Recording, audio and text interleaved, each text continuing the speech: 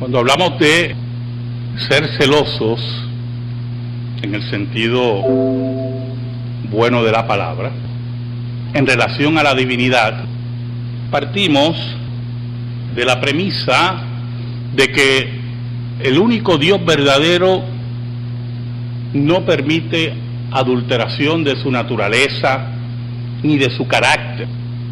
La adulteración del carácter, de la forma de Dios, de los atributos de Dios, implica crear un ídolo, crear otro Dios, que no es el Dios verdadero.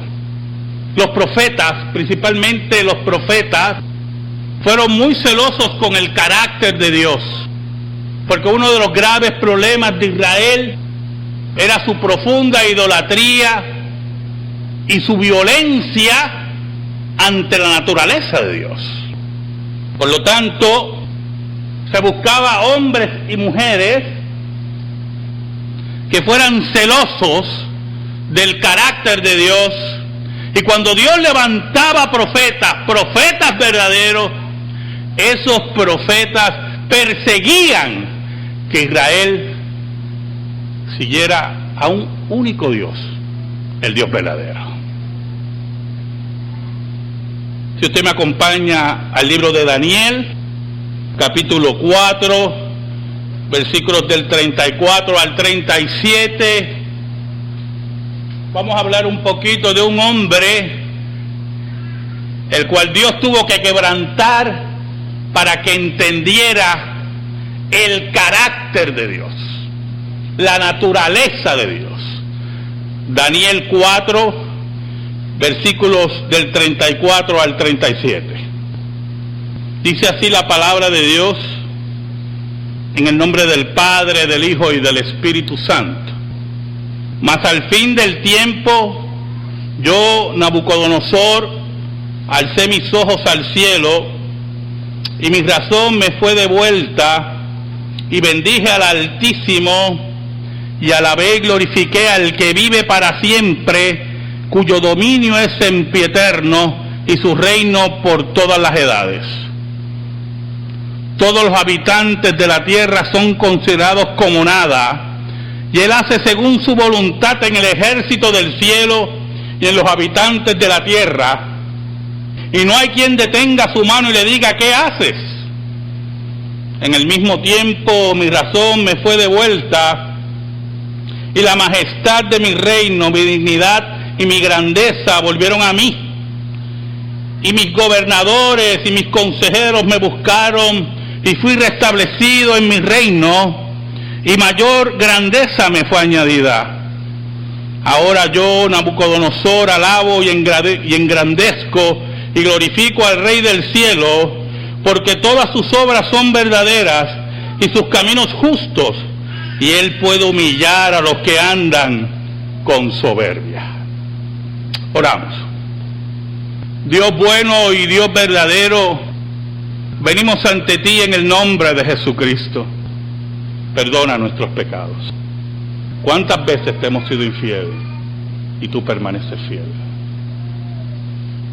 Te pedimos en esta hora, Señor, en el nombre de Cristo, en el nombre de Jesús, en el nombre de aquel que venció la muerte, que nos esconda bajo la sombra de la cruz y que tú seas proclamado. Llega a las necesidades de tu pueblo por tu palabra, en el poder del Espíritu Santo. Por Cristo Jesús oramos. Amén y amén. Por lo tanto, toda persona que dice que ama al Dios verdadero y ama a aquel que lo salvó, es celoso de la naturaleza del Dios verdadero. Regularmente, cuando a una madre, que es un grave error, le hablan mal de su hijo, ella en ese amor ciego no considera que esa es la naturaleza de su hijo. y lo defiende con uñas y dientes. Porque, número uno, ella considera que la labor de crianza que ella ha realizado está siendo puesta en duda. Y número dos, porque muchas madres creen equivocadamente que pueden velar a sus hijos 24 horas y no parten de la premisa que sus hijos siguen siendo unos pecadores. Ese celo de proteger el carácter de su hijo y de su formación se da en una forma engrandecida en los profetas cuando el Dios verdadero era violentado en la teología de Israel. Cuando los israelitas trabajaban y construían un becerro de oro, es interesante que Aarón, en ese capítulo, dice: mañana será fiesta para Jehová. Y Aarón, acomodándose a la visión idolátrica del pueblo y acobardado por el pueblo, reduce la naturaleza de Dios y el carácter de Dios a una simple imagen hecha de manos de hombre. Esta semana, en las redes sociales, apareció un pequeño tumulto. Un cantante que a 2 o 3 de ustedes les gusta, Marcos Witt, para que el mundo me oiga, se atrevió a decir en una entrevista que el Dios que él servía no podía intervenir con los seres humanos si los seres humanos no le permitían. Y añadía que el Dios que él servía, que no es el Dios de la Biblia, tenía las manos atadas.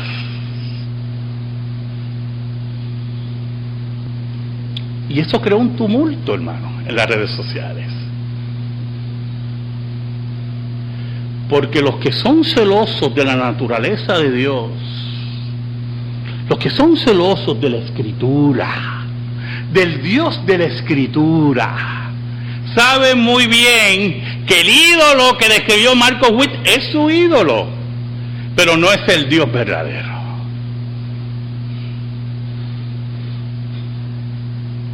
Nabucodonosor fue guiado por Dios para cumplir la promesa y el castigo que Dios le había dicho a Israel que iba a ocurrir con él en el cautiverio babilónico. Y el reino de Babilonia se extendió en una forma magistral, y no solamente Nabucodonosor era un guerrero sorprendente, sino también era un hombre de una visión estética exquisita.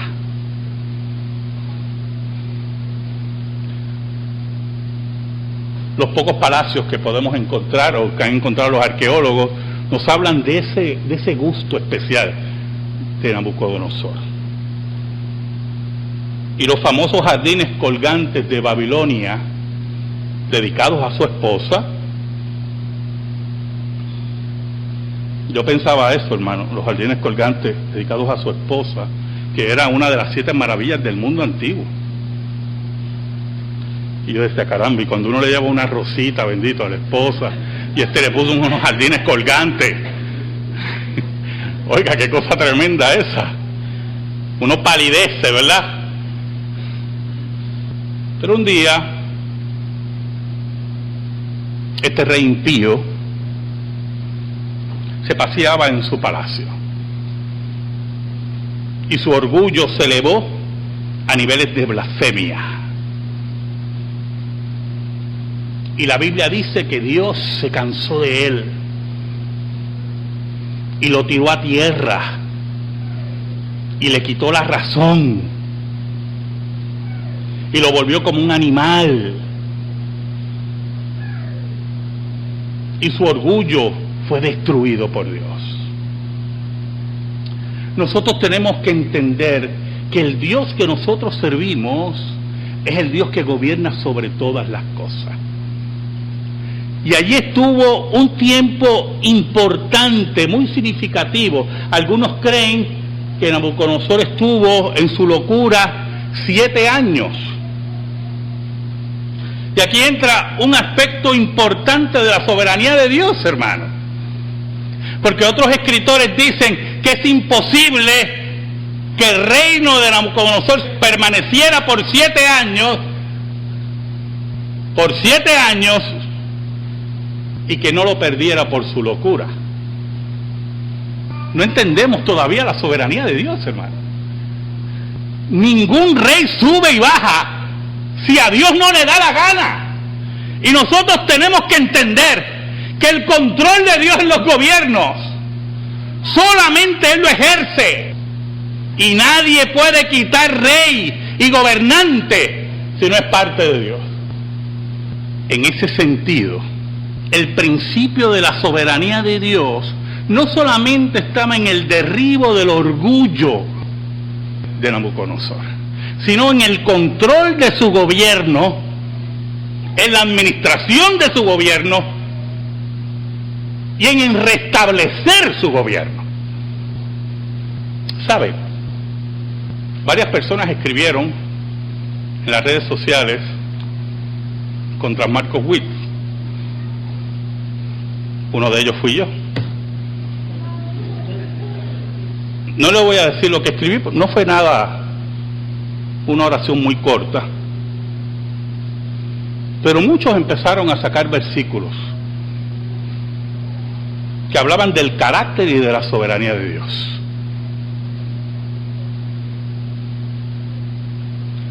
Isaías 14:27 nos dice: porque Jehová de los ejércitos lo ha determinado, ¿y quién lo impedirá? Y su mano extendida, ¿quién la hará retroceder? Es el Dios que controla los corazones, los tiempos, los gobiernos.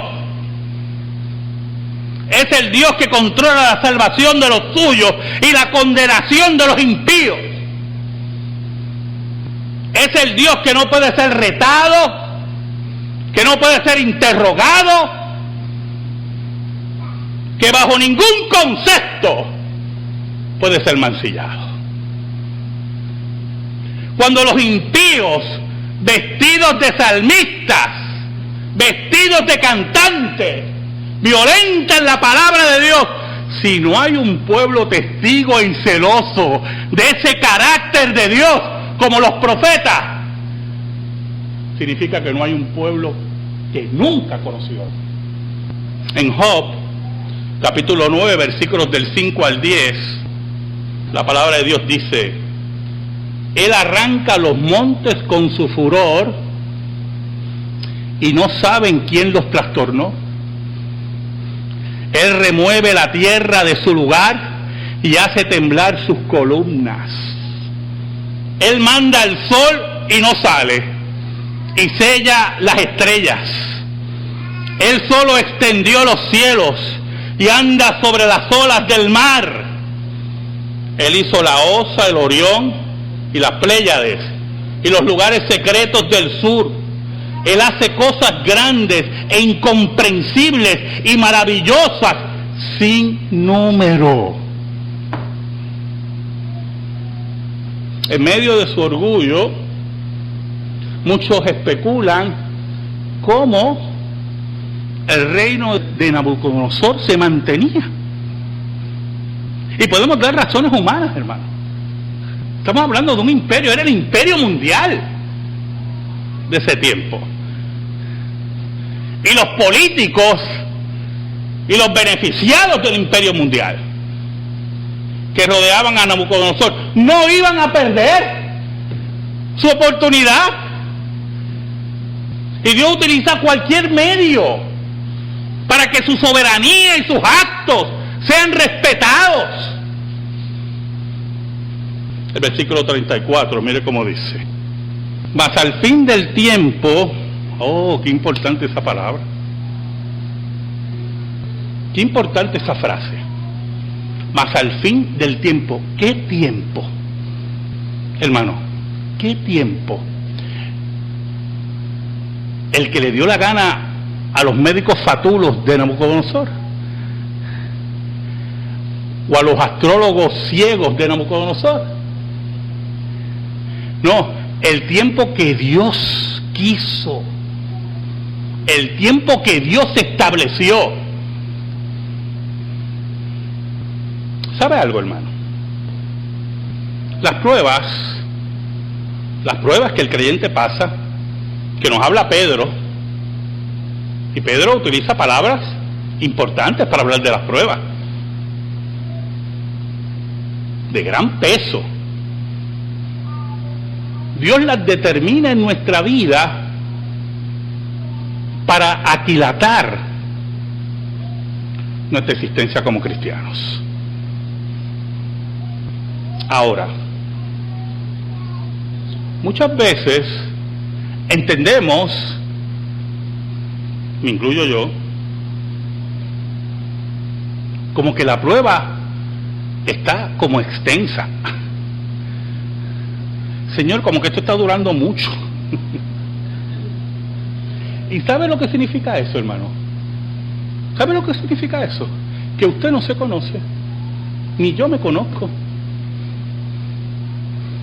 Porque el tiempo que Dios ha determinado de la prueba en nuestra vida es el tiempo perfecto para moldearnos como creyentes. Y posiblemente usted dice: ya yo aprendí la lección, ya ahora yo entiendo. Y Dios, que sabe más que usted y que yo, dice: no, tú todavía no entiendes.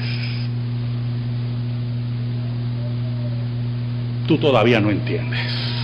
Por eso, cuando Nabucodonosor dice: mas al fin del tiempo, el tiempo que Dios determinó para que él entendiera que había un solo Dios, que gobernaba sobre todas las cosas.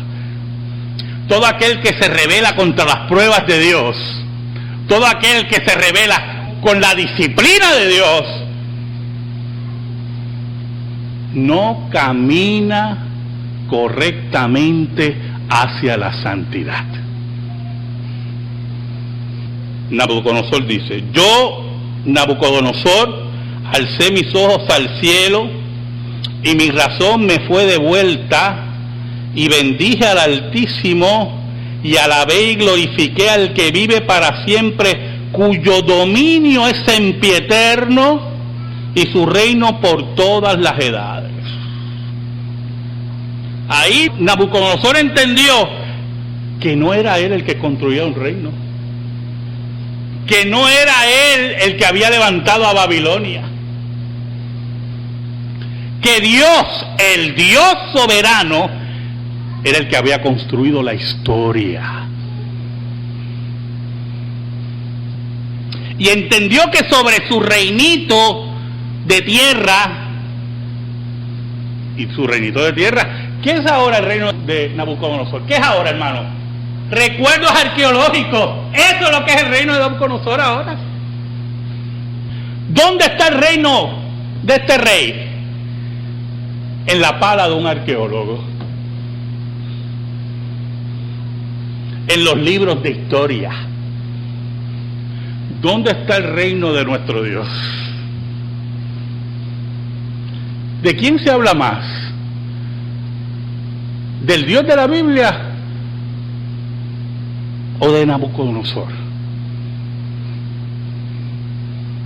¿A quién la gente recurre? ¿A la estatua de oro de Nabucodonosor? ¿O al Dios que reina sobre todas las cosas? Como dice él en este versículo. El versículo 35 dice: porque él entendía que el carácter de Dios y la soberanía de Dios está sobre todo lo creado. En el versículo 35 él dice: todos los habitantes de la tierra son considerados como nada. Hermano, estamos hablando siglo 7, siglo 6 antes de Cristo. Los imperios americanos, Inca, Azteca, Maya, estaban ahí apareciendo. ¿Oyó? El hombre más importante sobre la tierra era Nabucodonosor.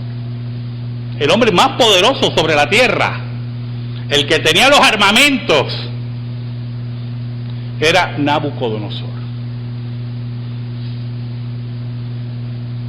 Y él, en su pensamiento, en la humillación que Dios le hizo, entendía: yo que me creía algo, no soy nada. Imagínense los otros. Son considerados como nada. Y él hace según su voluntad, según su carácter, según su decreto, que es el término más correcto ahí, ¿oyó? Según su decreto, en el ejército del cielo y en los habitantes de la tierra, y no hay quien detenga su mano y le diga: ¿qué haces? Entonces, oímos a un cantante infeliz decirnos que Dios tiene las manos atadas, cuando Nabucodonosor, que podía pasarle el rolo encima, decía que nadie le ata las manos a Dios. El Salmo 33, versículos del 10 al 11 dice: Jehová hace nulo el consejo de las naciones y frustra las maquinaciones de los pueblos. El consejo de Jehová permanecerá para siempre, los pensamientos de su corazón por todas las generaciones. Porque ante nosotros se desenvuelve todo el plan de Dios y todo el decreto de Dios. Nada podrá cambiar el decreto de Dios y los actos soberanos de Dios. Por eso en Deuteronomio 32, versículo 39, la Biblia dice: ved ahora que yo soy, y no hay dioses conmigo. Mire cómo dice, para aquellos del Evangelio de la Prosperidad: yo hago morir y yo hago vivir. Yo hiero y yo sano, y no hay quien pueda librarse de mi mano. En el versículo 36, Nabucodonosor nos dice, el profeta Daniel nos dice: en el mismo tiempo mi razón me fue devuelta, y la majestad de mi reino, mi dignidad y mi grandeza volvieron a mí. Y mis gobernadores y mis consejeros me buscaron, y fui restablecido en mi reino, y mayor grandeza me fue añadida. ¿Sabe lo que dice la Biblia, hermano? El que se humilla será ensalzado. El que considere su nombre perdido, Dios lo honrará. Esto yo se lo he dicho muchas veces, oye, hermano, y se lo voy a volver a repetir. Martín Lutero no cobró ni un solo centavo de sus libros. Los prensistas se hicieron millonarios con los libros de Martín Lutero, porque eran bestsellers. Cada vez que Martín Lutero soltaba un vómito de sangre de los de él, Lutero era así, oiga, eso era un bestseller en toda Europa. Pero aún más, y se lo he dicho muchas veces, cuando fueron donde él para decirle que a la iglesia alemana le iban a poner iglesia luterana, Martín Lutero dijo: ¿quién soy yo, gusano hediondo apestoso, que la iglesia de Cristo lleve mi nombre. ¿Sabe algo?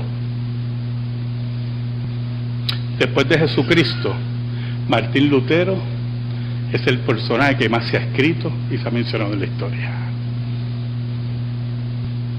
Juan Calvino dio órdenes explícitas de entregar todo a la iglesia, todo lo que tenía, que no era casi nada, era un hombre que vivía en la pobreza. Y también ordenó, prohibió que se marcara donde él estaba enterrado. En el día de hoy no sabemos dónde está Juan Calvino enterrado. Y Juan Calvino sigue siendo uno de los hombres más leídos, más estudiados y más traducidos, producido por la Reforma Protestante. Porque fueron hombres que sabían que solamente la gloria de Dios y la soberanía de Dios tenía que ser proclamada. Que aquí el nombre de Cristo, el nombre que es sobre todo nombre, es el que debe ser proclamado. Y por eso ve en el versículo 36 cómo Dios después que humilla a este rey, lo vuelve a levantar, le da mucho más de lo que tenía, pero ya era otro Nabucodonosor. No era el mismo. No era el mismo, hermano. Era otro hombre. Había conocido al Dios verdadero.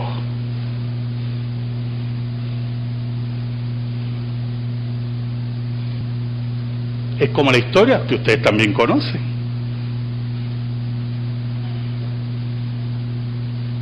Que fueron a buscar a Lutero a la casa. Esos hombres eran increíbles. Y tocaron la puerta. Y dijeron, doctor Martín Lutero. Y él contestó, no está. Se murió. Y el que está atrás dice, ¿y quién está hablando? ¡Cristo! Hombres que sabían que el nombre de Cristo y su soberanía es la que debe ser establecida. El versículo 37 dice, ahora yo, Nabucodonosor, alabo, engrandezco y glorifico al Rey del cielo, porque todas sus obras son verdaderas. Aquí hay algo muy importante. Los dioses paganos y los dioses con manos atadas, sus obras no son verdaderas, porque no existen, no son nada. Pero el Dios que había conocido el rey de Babilonia era el Dios de las obras verdaderas y gobernaba sobre todas las cosas, y él ya lo entendía. Y sus caminos justos.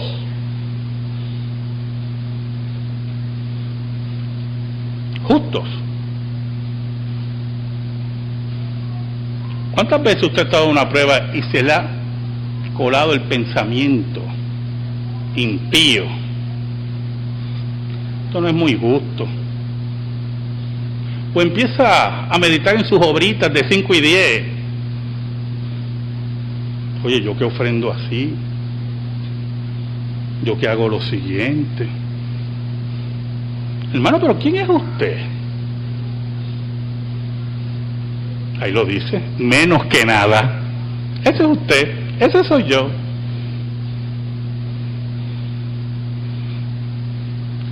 ¿Y por qué él decía que los caminos de Dios eran justos? Porque él reconocía que había sido un orgulloso, un soberbio, un hombre que se creía un Dios y no era nada.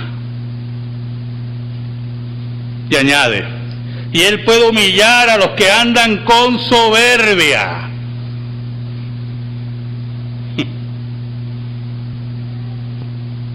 ¿Sabe algo, hermano? Esto es muy importante. Hay dos historias 2 leyendas urbanas. Usted sabe que a mí me encantan las leyendas urbanas, porque después ustedes buscan en internet a ver cuál es la verdadera. Tere.